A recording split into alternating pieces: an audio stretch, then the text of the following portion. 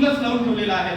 अशा वेळेला भयाच्या, मरणाच्या आणि विध्वंसाच्या या काळोख्यात अहिंसा परमो धर्म म्हणत 21 आणि 20व्या शतकाचा सुवर्ण मध्य ज्या ज्ञानसूर्याच्या तेजाने प्रकाशित झाला ते राष्ट्रपिता महात्मा गांधी सूर्यकुलातील ज्ञानतेजाचे आव्हान करण्यासाठी प्रखर दीपस्तंभ झालेले आपल्याला पाहायला मिळतात. आणि अहिंसेचा मार्ग त्यांच्या वाणीतून, त्यांच्या लेखणीतून आणि त्यांच्या आचरणातून पानोपानी स्पष्ट व्हायला लागतो.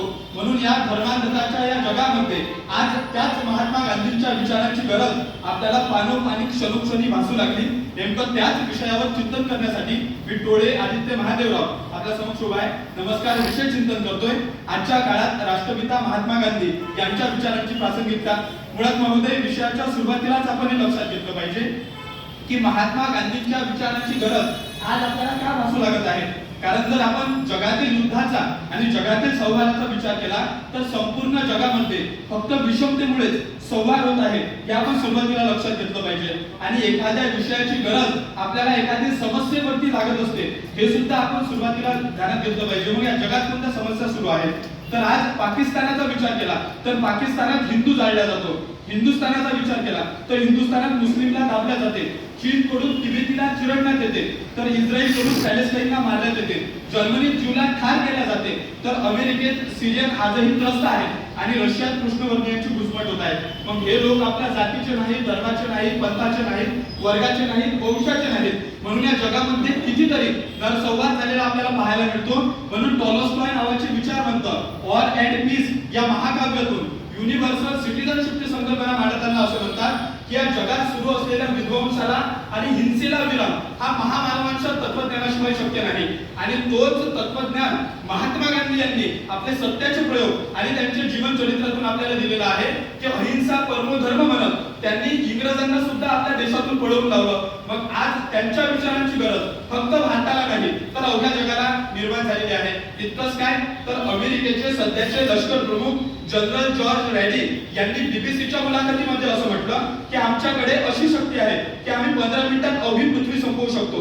तर दुसरीकडे तिसऱ्या महायुद्धाचा विचार करून रशियाने आपल्या सीमेवरती मॅक 25च्या स्पीडने जाणारे क्षेपणास्त्रे तैनात केलेली आहेत. तुम्हाला आश्चर्य वाटेल, एकदा काय क्षेपणास्त्रांना ब्रह्मास्त्राप्रमाणे आदेश दिला की आपण त्या क्षेपणास्त्रांना थांबवू सुद्धा शकत नाही किंवा त्या क्षेपणास्त्रांची दिशा सुद्धा बदलू शकत नाही. अर्थातच जगाचा आणि विश्वाचा विनाश हा अटळ आहे. तिसरे महायुद्ध होणार आहे हे सुद्धा भाकीत बीबीसीने आपल्याला दिलेले आहे.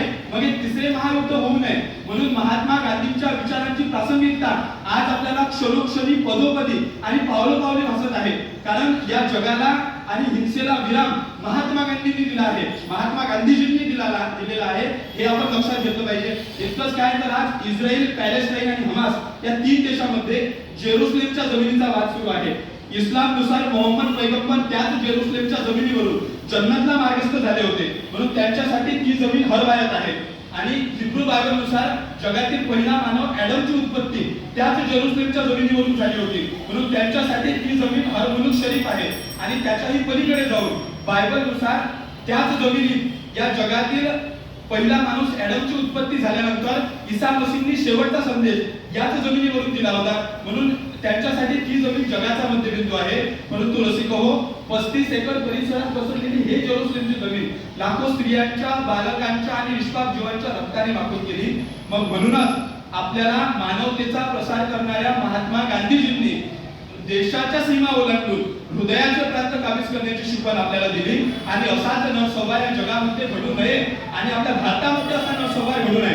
कारण आय लव्ह मोहम्मद आणि आय लव्ह महादेव हा नव्याने पेटलेला वाद सुद्धा आपल्याला पाहायला मिळतो.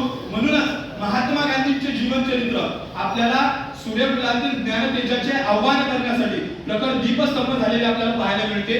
आणि म्हणूनच त्यांच्या विचारांची प्रासंगिकता आपल्याला क्षणोक्षणी या जगामध्ये भासत आहे. म्हणून माझ्या विषयाच्या शेवटाकडे वळत असताना फक्त इतकंच की आपण योग्य तो विचार करावा, आपण करा याचा